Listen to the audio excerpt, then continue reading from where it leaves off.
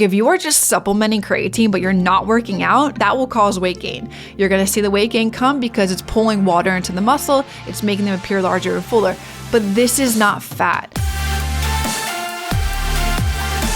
What's going on, you guys? Welcome back to the Macro Hour with Nikkiey Stott, co-founder and brand personality of WarriorBabe, where we talk about mindset, methodologies, and tactics that will help you lose body fat, build muscle, be strong, and feel insanely confident. I am your host, Nikkiey Stott, and welcome you guys to episode number 15, where we're going to talk about, I feel like, one of the hottest topics in the fitness space, and that is creatine. So in this podcast today, I want to talk about the pros and the cons of taking creatine, because some people swear by it and others say it's just a total waste of time. So what's the truth? And before I do deep dive into it, I want you guys to know that creatine has been extensively studied in the fitness space, and it has been shown to have several benefits. However, like any freaking supplement that is out there, it has both its own pros and its own cons. So in the podcast today, I'm going to break down the most common pros and cons of taking creatine. And some pros being increased muscle strength to improved exercise performance and muscle mass. We're going to cover it all. Plus, we're going to discuss the potential downsides of it, such as weight gain and potential kidney damage. And so please, you guys, before you take any of my advice today and you start implementing creatine into your routine, please make sure that you consult with your healthcare provider before taking action on anything that I share with you guys today. All right. Now, I know that for a lot of you guys, this is a hot topic because, again, like I said, some people swear by it and think it's the best thing since sliced bread, while others say that it's a total waste of time and money. So, what's the truth? Is creatine worth taking or is it not? And before I dive in, we're going to start with the pros first. I want you guys to know that you can naturally get creatine by eating animal-sourced food products. So, anything that was made by a mom and a dad, aka chicken, mom, dad, egg, there's natural creatine inside of that meat source. So you can naturally get creatine. You don't have to supplement for it. I do believe sometimes it's a waste of money. But if you are, there's benefit though. If you're plant-based and you are vegan, you're not naturally getting that. You don't eat animal source products. So you're not naturally getting that creatine. So this is where I would say this is beneficial to taking. So let's dive right into it. Let's get started with talking about pro number one. So creatine has been shown to increase muscle strength and power. And it does that by increasing the availability of phosphocreatine in the muscle. So phosphocreatine is a compound that helps to generate the energy molecule ATP. And I'm going to get a little sciencey here for you guys. So ATP is needed for muscle contraction. So the more phosphocreatine available in your body, the more energy the muscle can produce, thus allowing for greater strength and power during your exercise. So to break it down a little bit more, creatine supplements work by increasing the amount of creatine stored in the muscle. Okay, so creatine is then converted, like I just said, to phosphocreatine, which is used to generate ATP, which is the primary energy source for muscle contraction.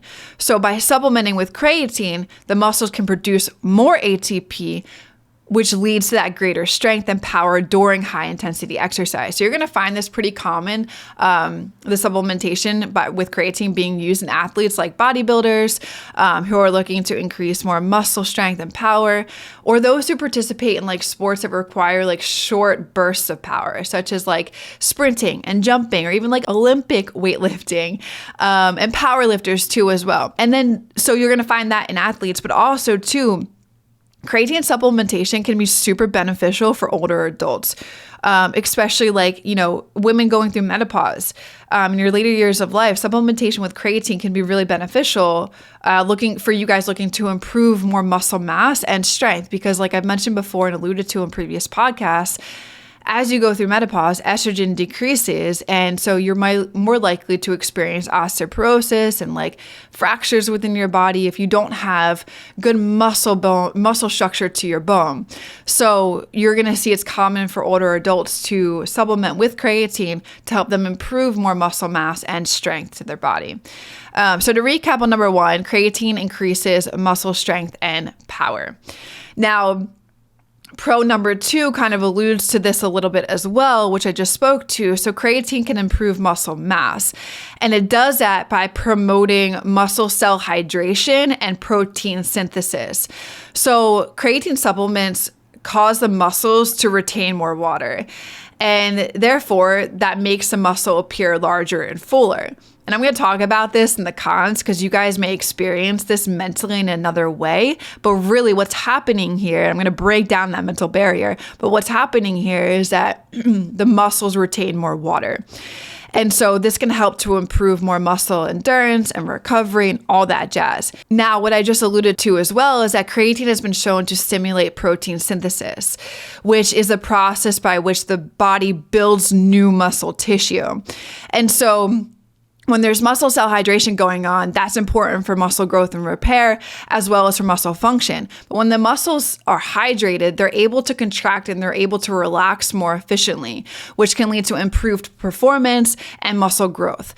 So creatine has been shown to increase muscle hydration and improve muscle endurance, which allows for greater muscle growth over time. So this is a key benefit. I mean, being able to, and I'm going to talk about this though in a con, because when you're taking creatine and all of this hydration is going down and protein synthesis and X, Y, Z, you got to make sure you're hydrated too as well, because the muscles they're pulling in this hydration. And so on top of it, you got to make sure that you're staying hydrated for the whole functionality of your body. So too as well, protein synthesis is another important aspect of muscle growth, as I've already spoken to. So to deep dive a little bit more with protein synthesis, I've spoken to this, it's a big aspect of muscle growth, but protein synthesis is the process by which the body uses amino acids to build new muscle. So like I just mentioned, creatine has been shown to stimulate protein synthesis, which can lead to greater muscle mass over time. So that's number 2. Number 3 is that creatine improves exercise performance. So to piggyback off of number 1, as I mentioned, the more phosphocreatine available, the more energy the muscle can produce, leading to improved exercise performance. So creatine supplementation can improve exercise performance in a variety of ways. So for example, it has been shown to increase muscle strength, power, and endurance, particularly during high intensity, short duration activities. So additionally, creatine can improve muscle recovery, which allows for greater training and intensity and frequency over time. It has also been shown to improve performance and endurance activities as well by delaying, it does this by delaying muscle fatigue and by reducing muscle damage. So this can lead to improved endurance and faster recovery after training. So this is how creatine will do that, and how it will improve muscle performance is by breaking down everything that I just mentioned for pro number 3. Now leading into pro number 4, creatine improves brain function. So this really doesn't have anything to do with muscle and training and performance and growth and X, Y, and Z. But it improves brain function, and this has been studied and shown, but it's been shown to improve it by increasing the availability of our favorite compound, which I've touched on multiple times already, which is phosphocreatine in the brain. So again, as I've stated before, phosphocreatine is a compound that helps to generate the energy molecule ATP, which is also needed for brain function. So the more phosphocreatine available, the more energy the brain can produce, leading to improved cognitive function. And research suggests that creatine supplementation can improve this cognitive function, particularly in tasks that require high levels of mental energy, such as like memory and intelligence tests and all that jazz. So it's pretty cool. And some studies have found that creatine supplementation, it improves the memory, learning, and overall cognitive function in healthy adults too as well, and in individuals with cognitive impairment too. So it's pretty cool. I thought that was pretty interesting. And like I said, like this supplement has been so extensively studied and one of the most extensively studied supplements that are out there. Like not many supplements are studied or backed by scientific research, but this has been. And that's why I want you guys to have this type of information so you can make a, better judgment call on whether you want to take it or whether you don't want to take it. Hey, just want to drop a huge appreciation to you guys listening to the show. It means a lot. I hope you guys are enjoying it and there's so much more to come with it. If you are enjoying it, hit the subscribe button. I'd appreciate that tons. And also, it would help this podcast reach others who need to hear these messages too. Thanks so much, guys. Let's get back to the show. So I want to touch on, before I dive into the cons here, that I personally take creatine, and I've been taking creatine every single day for at least the past month. And even though it's a short amount of time and you need to be able to compound over time to really see the true benefits, but every pro that I just alluded to, I have personally experienced that in this month span of taking creatine consistently. So I definitely believe in the supplement. I definitely would recommend it. But again, before you take any of my advice today, I would highly recommend just speaking with your healthcare provider on what they think this is and if they think that this is a supplement worthy of you taking. Because I'm going to talk about some cons here. And this is why it would be important to talk to a healthcare provider. So some cons, let's dive into it. Con number 1, weight gain. Now, before you guys, I just want to break down this mental barrier because you will experience this, but it's not fat. Okay. So you will experience weight gain because, as I would have already alluded to in the pros, that creatine causes muscles to retain water, which can lead to weight gain. And this is because creatine, like I mentioned, pulls water into the muscles, making them appear larger and fuller. And this is beneficial for muscle growth and performance, but it does lead to weight gain, especially if an individual is not engaging in regular physical activity. Like if you are just supplementing creatine, but you're not working out, that will cause weight gain. You're going to see the weight gain come because it's pulling water into the muscle. It's making them appear larger and fuller. But this is not fat. This is why I fucking hate the scale. You're gonna see the weight maybe increase a little bit, but it's not that you're getting fat. If you look and take photos of yourself from day 1 of taking creatine to day 30 of taking creatine, or even day 7 of taking creatine, you're gonna be like, holy cow. And even in the gym, you're gonna be like, wow, my muscles appear larger and fuller. It's because it's pulling water into the muscle. So that is what's happening. So additionally too, some people may find that the added weight gain makes them feel uncomfortable or self-conscious, but this weight gain, as I've already alluded to, it's not fat gain and it's usually temporary. And it's usually the water weight that's happening here and accruing here, as I've spoken to, and it's not fat, and it's not also too sometimes an increase in muscle mass. However, some people may still find the weight gain can be a concern. So if you're sensitive to weight gain and you want to avoid it, it's important to track your weight and body composition while taking creatine, like I've already spoken to. Take pictures instead of stepping on the scale. And again, understand the number that you do see on the scale, like I said, I just want to drill it into your guys' head, isn't fat gain. It's usually more water weight and it's only temporary. So that's number 1. Number 2, creatine can cause digestive issues. So such as stomach cramps, nausea, diarrhea, and bloating. And these side effects can occur when creatine is taken in large doses or when it's taken on an empty stomach. And I've definitely felt this in my time of taking it. I've taken on empty stomach before, and I just was cramping for an hour after. And so what happens here is that the digestive issues are usually caused by an osmotic effect of creatine, which can pull water into the intestines, causing diarrhea. So some people may be sensitive to creatine and may experience stomach discomfort or other digestive issues when you're consuming it. So I would just pay attention to this. Make sure that you're consuming it to minimize the risk of digestive issues. What's recommended is to do a low doses of creatine, which is usually just 5 grams per day, and then gradually increase it over time. And it's best to take creatine with food, like a protein shake or something that has high carbohydrates with it. So I do it post-workout and I put it inside of my protein shake, and I have almond milk, unsweetened almond milk, and bananas and strawberries, frozen bananas and strawberries. Okay. So that will help to absorb the creatine and to minimize any discomfort. So that was number 2, digestive issues. Number 3, kidney damage. Creatine is primarily excreted through the kidneys. And some studies have suggested that long-term creatine supplementation may cause damage to the kidneys.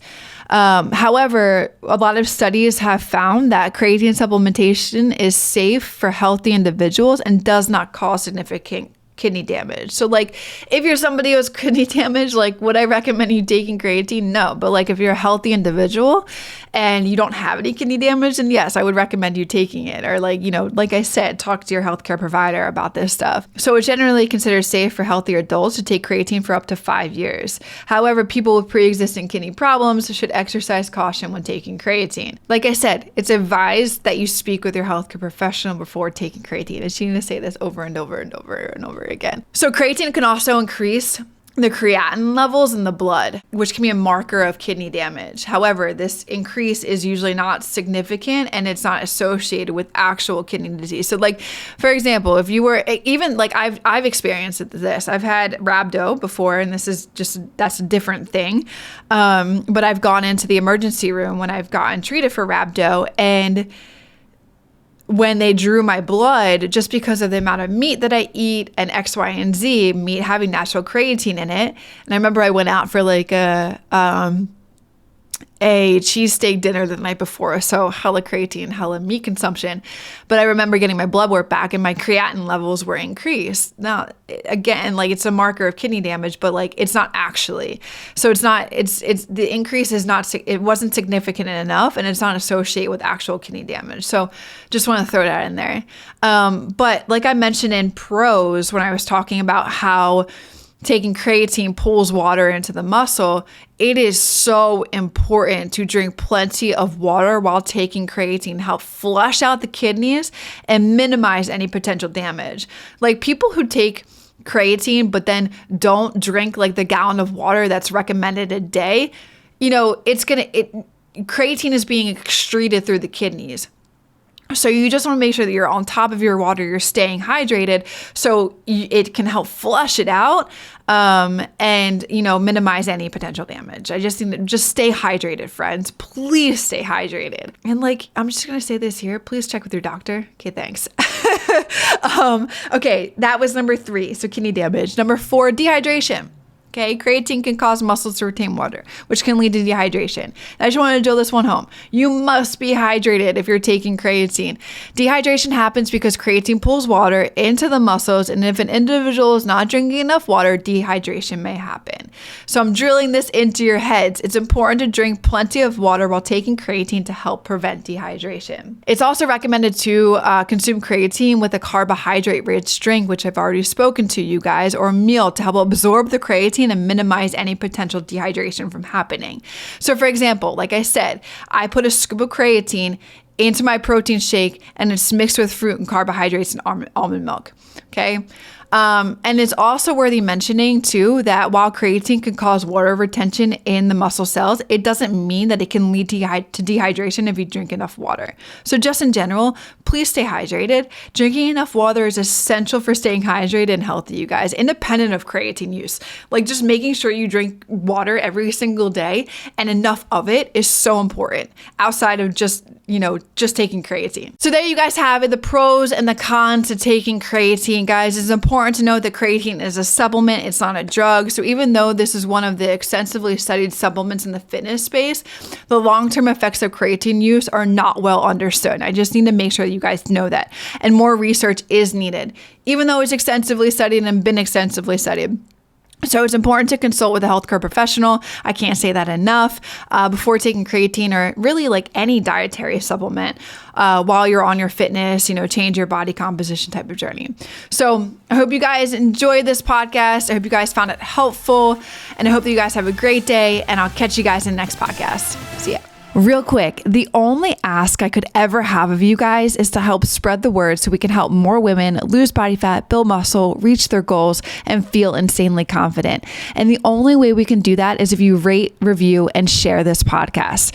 So the single thing I ask for you to do is if you could leave a review. It will take you 10 seconds, and it will mean the absolute world to me and may change the world of someone else.